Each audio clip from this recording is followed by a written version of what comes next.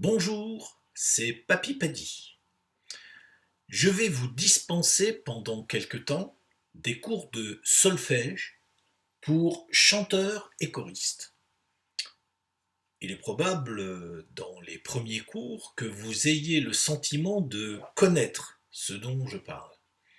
Soyez tout de même attentifs, car les notions, même élémentaires, sont indispensables pour aller de l'avant en solfège. En fait, c'est comme la grammaire.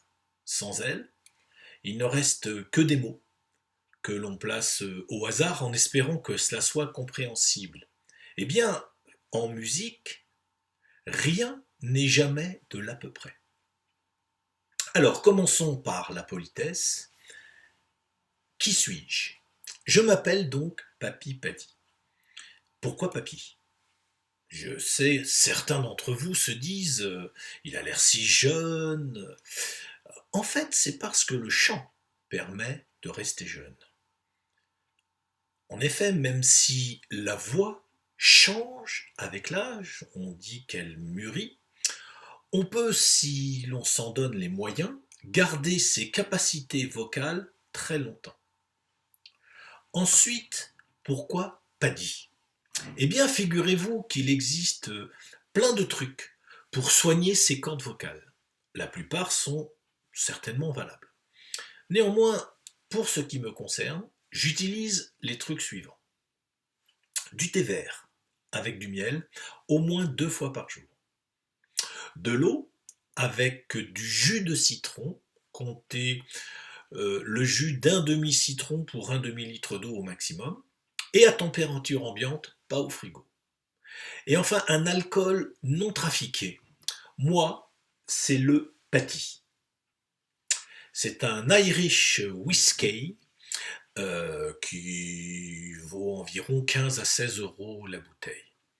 Alors avec l'eau citronnée et le paddy, pas avec le thé vert, parce que c'est bouillant et que ça brûle, je fais des gargarismes, puis j'avale la ration. Pour le paddy, allez-y tout de même un peu mollo, que on ne dise pas que Papy Paddy vous a rendu accro. Alors, maintenant, pourquoi un solfège particulier pour chanteurs et choristes? Alors, 3 raisons essentielles. Tout d'abord parce qu'il vous arrivera toujours, à un moment ou à un autre, de vous trouver devant une partition ou une tablature. Il est même probable que certains d'entre vous ne savent pas la différence entre les deux. Ou de vous trouver en présence d'un musicien qui vous parlera l'argot de la musique et auquel vous n'entraverez que dalle, si vous ne suivez pas les cours de Papy Paddy.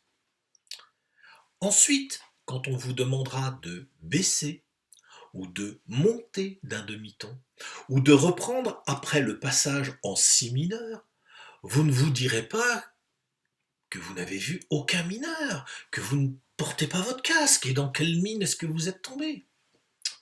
Enfin, la troisième raison, et certainement la plus importante, c'est que quand vous voudrez vous approprier une chanson, vous aurez besoin de mettre des annotations sur le texte pour vous indiquer quand il faut tenir la note, quand il faut poser un silence, quand il faut faire un ascenseur, quand il faut abréger ou avaler les notes, quand il faut anticiper le départ de la mesure, etc., etc. Alors sachez que le solfège permet quasiment tout à 2 catégories de musiciens. Les chefs d'orchestre, tout d'abord, ces chefs, ceux qui ont la baguette, qui annotent leur partition, notamment pour indiquer à un moment donné un moment important de la symphonie. Par exemple, quand ça va être au premier violon de jouer. Oh Coco, tu t'endors pas, ça va être bientôt à toi. Et surtout quand c'est à lui de démarrer. Vous voyez, tas de petites choses, des signes distinctifs quand il faut alourdir l'ensemble, quand il faut donner de l'ampleur à l'ensemble de l'orchestre, etc., etc., etc. Donc, de la même façon que le chef d'orchestre se donne des signaux sur sa partition pour souligner les moments importants, Sachez que vous utiliserez des signaux qui vous apprendront à noter tout ce qu'il est important de savoir pour interpréter correctement une chanson. Il est même probable que vous inventiez vos propres signaux après la fin de ces leçons. Sachez aussi que je vais réaliser une suite de cours de chant dans lesquels vous trouverez des cours d'apprentissage de la respiration, de la musculation, entre autres abdominale, des cours de travail des partitions, des caisses de résonance, des résonateurs, comme on les appelle, des cours de placement et de pose de la voix, des cours d'annotation sur les partitions et les textes, on vient de le voir, complémentaires au solfège, des cours de travail du timbre, de la couleur de la voix, et que nous verrons quelques exemples de chansons idéales pour entretenir sa voix après que nous ayons trouvé un outil pour mesurer votre tessiture. Nous verrons tout ça dans ces cours de chant. Alors, quelles sont les autres particularités du chanteur et du choriste, bien évidemment? Eh bien, la voix est un instrument de musique. De la même façon que la guitare, le violon, le trombone à coulisses, la voix s'utilise comme un instrument. À l'opéra, par exemple, les moments chantés par un interprète sont appelés des lieds. Et ils ne se dépareillent pas des moments joués par un instrument isolé, quel qu'il soit. La voix suit une partition musicale comme tous les instruments de l'orchestre. Nous verrons que toutes les voix n'ont pas les mêmes capacités à reproduire les notes.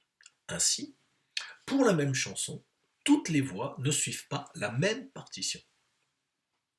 Ensuite, comme le musicien d'instrument à vent ou à hanche, tu vois la hanche, ah non, la hanche elle n'est pas là, elle est dans l'instrument, le chanteur a besoin non seulement d'avoir du souffle, mais il a également besoin de maîtriser ce souffle pour pouvoir l'utiliser à bon escient.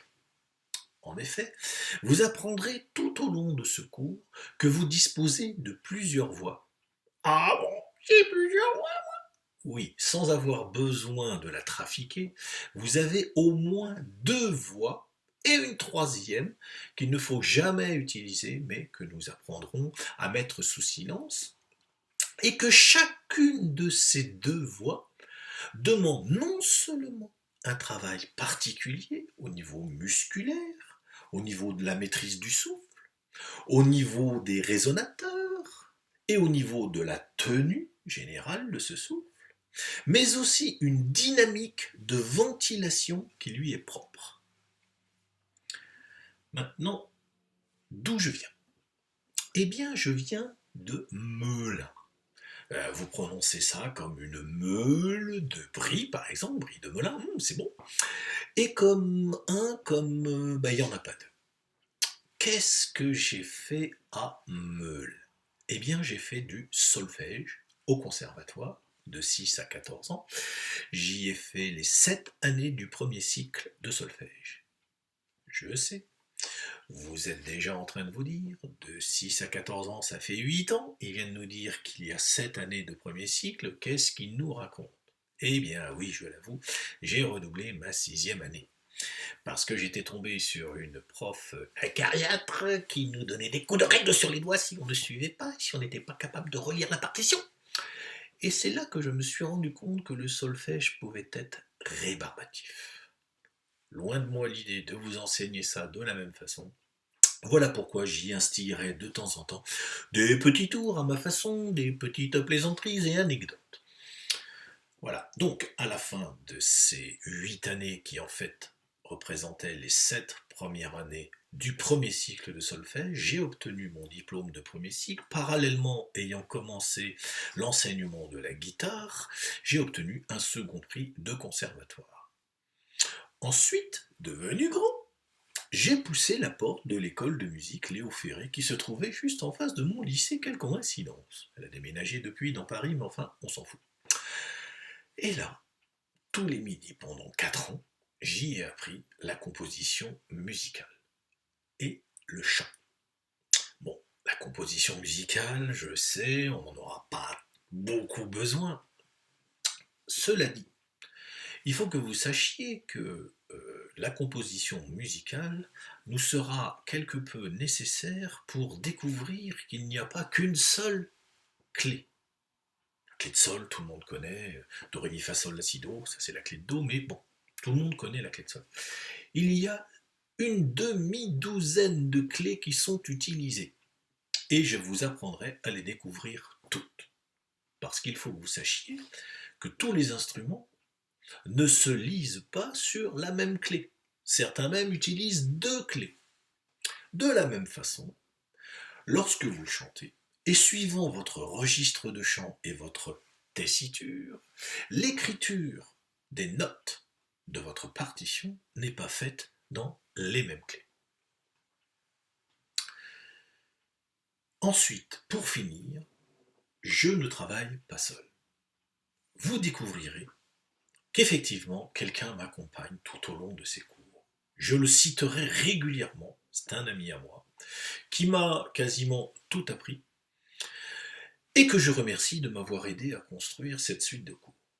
Je veux parler de mon camarade l'autre, qui m'a fait jurer de ne jamais déclarer quelque chose qui lui appartient sans le citer. Alors pour terminer, comme dit l'autre, ce cours se termine pour aujourd'hui, mais à très vite pour de nouvelles aventures.